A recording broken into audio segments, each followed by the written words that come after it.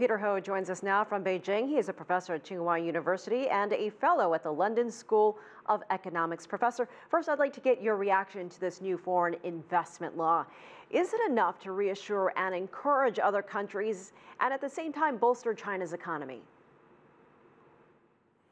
Well, the impact of the new foreign investment law is, I think, quite significant. On the one hand, it's interesting to see that China, in the backdrop of the whole US-China trade war, has made quite a decision to push forward this foreign investment law.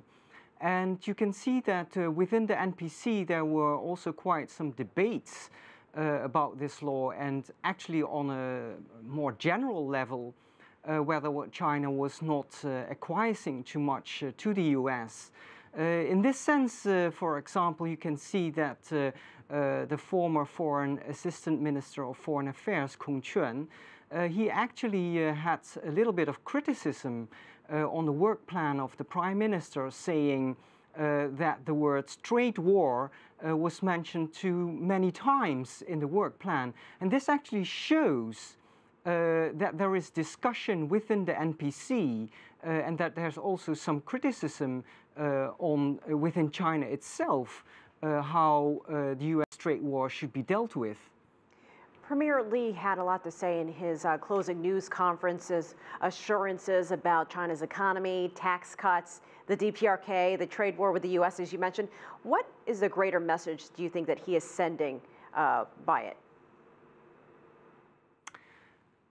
Well, I think one of the most important things to keep in mind is that economic reforms actually take quite some time to take effect. And within China, you also have the dynamics between central government and local government, which in many cases actually is not an exception. China is not an exception in that sense. So you do see that there is a dynamics between central and local government which affects implementation of laws. And I think there is actually quite some misunderstanding how economic reforms take effect in China. So it's important that we keep this in mind. Looking back at the two sessions, walk us through what you think were some of the highlights. Other than the economic piece of this, what really stood out to you?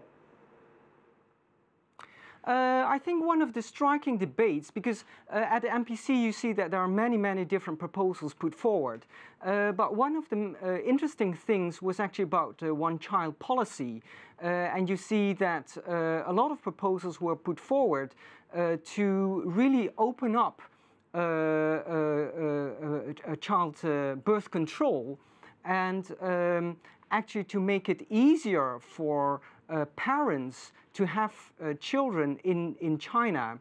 And this is against the larger background of course, the aging population in China. So this is a huge issue, and you see that there was quite some debate around that in the NPC. All right, Professor Peter Ho, thank you so much for joining us.